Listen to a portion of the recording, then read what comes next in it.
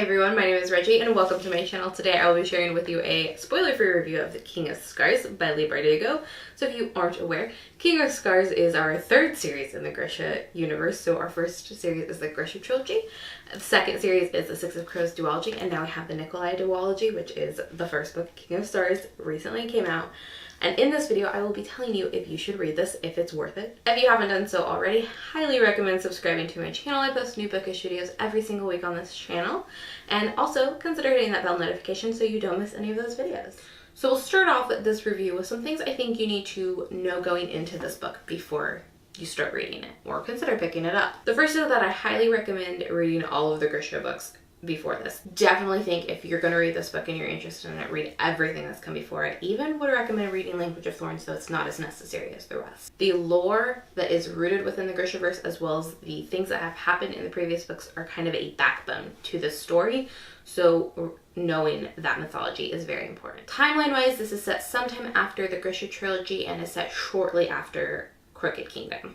Context clues will definitely help you gather that along the way, but I think if you know that going in, it'll be a little bit easier time, like kind of getting your bearings of the world. I will say the ramifications of every previous book haunt all of our characters. They all have things they're dealing with from past experiences that are hinted at or explored deeply in previous books in the series. And that is another reason why it's so important to have read all of the books previous to this. Please know this review, while we'll not have any spoilers for King of Scars, will have spoilers for the Grisha trilogy and the Six of Crows duology, because like I said, that book just requires it. If you haven't read everything besides King of Stars, maybe get out of here. Alright, now that we have that out of the way, we'll jump into a little synopsis about this book. So this story follows Nikolai, and this is happening, like I said, a little bit after Crooked Kingdom, sometime after Readin Rising. So Nikolai thinks that the monster that the Darkling turned him into disappeared when the Darkling died, but he's finding in our timeline that things are not adding up. He just randomly starts turning into the Darkling's monster at night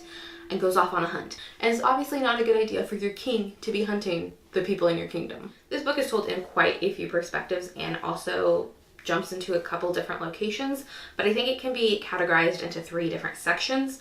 And the first would be Nikolai and Zoya, who are off trying to figure out the details of Nikolai's monster, how to solve that problem. The second is those who are in Nikolai's cabinet kind of staying home, trying to keep the fact that he's gone off on an adventure under wraps. And the third is actually Nina, who is a character from the Six of Crows duology. She is learning to grieve and move on, also learning a lot about Grisha and being in general a badass. So for me, this book had its pros, its cons, its ups, its downs, and we'll start off with the pros. I found the plot of Nikolai's monster to be super interesting because I didn't know where it was going to go. I was fascinated with the lore behind it and why things were happening and what it all meant. I also was really interested in how this time jump, I will say, kind of time jump, and this darkness is affecting Nikolai, because he's still the same snarky, overly confident, witty, fantastic character you know and love, but he's changed.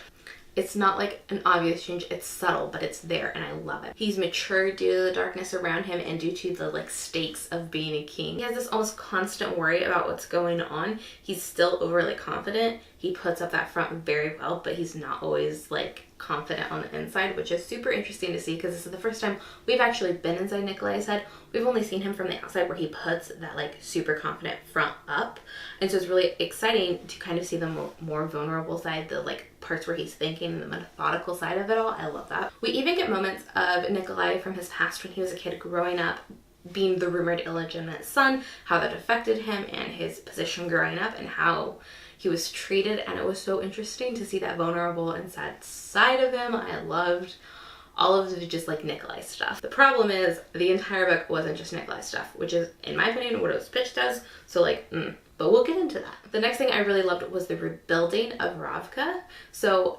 in the Grisha trilogy, you kind of know that Ravka is in the midst of this war, but you don't really know what that means in the greater scheme of this world and other countries as much. You know there's this war and this darkness and this constant need for soldiers and all of this stuff is happening, but you don't really think of it in the context of Ravka is this country and there are a bunch of others. You're so focused in those books about defeating the darkness at hand that's within your own country that we aren't thinking about the ramifications of Ravka on the grander scale.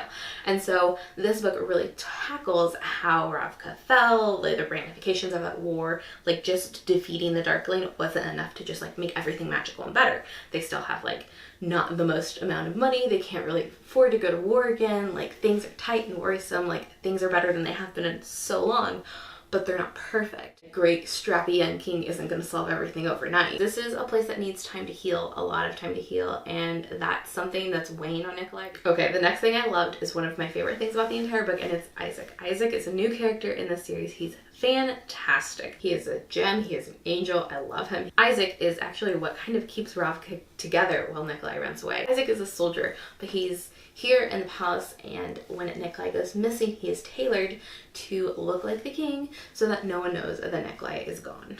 And it's fantastic because Isaac couldn't be further from Nikolai, but understands how to make it seem like he's Nikolai. He has perfected that like cocky attitude, and it's fantastic to see his thought process, him thinking about what would Nikolai say. It's fantastic to see that discrepancy between his personality and Nikolai's. It was also so interesting to see monarchy and politics and the country of Ravka from his perspective. It's like the perspective of monarchy without the monarchy background because he's not actually the king. So next we'll move on to talk about the cons, and unfortunately there are probably just as many cons as there are pros. So my first con for this book is Nikolai. Nikolai is actually the greatest. His character is fantastic. I love him. He's my favorite in the Grisha books. He's my favorite character. Still is. The problem with Nikolai in this book is that it's supposed to be Nikolai's book, right? I don't feel like I got enough Nikolai for a Nikolai book. This book is called King of Scars. It's about a lot of people's scars and they're healing and they're moving on, but not just about the king. I get it. I liked a lot of the other perspectives, but I wanted Nikolai's story. I wanted a Nikolai book, and I feel like I got a book with Nikolai in it, not a Nikolai book. And that's not how it was marketed, and I just felt a little sad by that. Another con in this book kind of rolls off that, and it's that the narrative choices that we had in this book were very confusing. Splitting of narratives was too much, too abrupt for this book, just because it spread the narrative too thin. There's too many things happening, too many plot points. While they were all enjoyable, I feel like it just took the story in too many directions. By wearing it too thin, you took away from the depth of each perspective. It was hard to kind of see projections of the future of this book. Like, is this supposed to be a 2-book series? I thought this was supposed to be a 2-book series. I can't imagine this being a 2-book series with the amount of worms we've opened up now. I think individually the perspectives were great. Together, too much, worn too thin. Didn't feel cohesive enough for me. Going along with that, I think my third con is that the pacing was awful. It was horrific. And this is a common complaint for me and Libra to Go. Not everyone has this issue with all of her books, and I've seen multiple people complain about this in particular in this book. However, this has always been my biggest complaint of her works, and her pacing is just never what I want it to be. I think it was the worst in Six of Crows, but I think it was probably the second worst in this book. She spends so much time in that building stage that when you finally get to the meat of the story, you enjoy it for like 2 seconds, and then we hit the climax and then the book is over. And I don't really like that form of storytelling. I find other books do this too, but I feel like Leigh Bardugo suffers from this in particular. The pacing in the beginning of her books are just so much building. And in this book in particular, I get it. It's been a long time since we've seen Ravka, been a long time since we've seen Nikolai. There's a lot to catch up on. But I feel like a lot of the things we learned about in the beginning of this book could have been spread out through the course of the book, and it didn't need to be punched in the beginning, and that would have helped the pacing and the narrative quite a bit. The last con for me is the ending of this book. If you've read this book, you'll know exactly what I'm talking about. This is definitely the kind of ending where someone will love it and other people will hate it. I'm definitely on the hate it camp. I'm keeping the spoiler free, so I won't tell you what happens, but it plays on a trope, or I don't know if you would even call this a trope, but like a writing device that I really just hate. The writing device is when you build up this world, you build up this idea, you build up this villain, you build up something. You build up something only to tear it down. Why are we building things up just to knock them down? It feels like a misdirect that's like rude. It feels like it's taking previous story points and saying, oh well, it doesn't matter, let's just redo it. Why are things that happened no longer valuable? Why do they not matter anymore?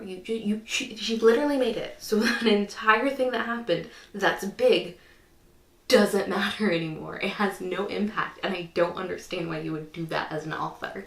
I like when things have stakes And when you do this kind of writing where you're just backpedaling a lot, it takes away the stakes of what you've previously built up. It makes me worry about the development of things in the next book. I think it could be fun, but I also think, again, it invalidates so many things that happened in the past, and it frustrates me. So the question posed at the beginning of this video and through the title is, should you read this book? I land in the middle of this book on where I like it, where I don't. I think I gave it a 3 stars, which for me is I enjoyed it. I had a good time. Wasn't perfect, had its clear flaws, but I had so much fun reading this book, and I definitely think you will too. If you like the Grisha books, go for it. If you love the Grisha books, definitely read it. If you enjoyed Six of Crows and like was cool on Grisha, go for it. If you are just a fan of Nikolai, heck yeah, do it, because while there's not enough of him, there's more than we've ever gotten before, so that's something. If you've hated the Grishaverse books to this point, though, I wouldn't necessarily recommend picking this up unless you have a huge affinity for Nikolai or are really curious to see what happens, because I don't think this book is necessarily any better than her previous books. In fact, it's probably worse than some. I wouldn't say it's her worst by any means. I would put this in the middle. I would say Grisha books at the bottom, King of Scars, and then the Six of Crows duology. But if you weren't a fan of the books previous to this, it might be time to jump ship. This might be the time to get off. I had a fun time. I don't regret reading this book for a second. I'm really excited to see where the next book takes us, but this is by no means my favorite book. If you've read King of Scars, let me know what you think of it in the comments down below, and if you think it's worth reading. And give this video a thumbs up if you enjoyed it, and subscribe if you haven't already. I'll see you in my next video. Bye!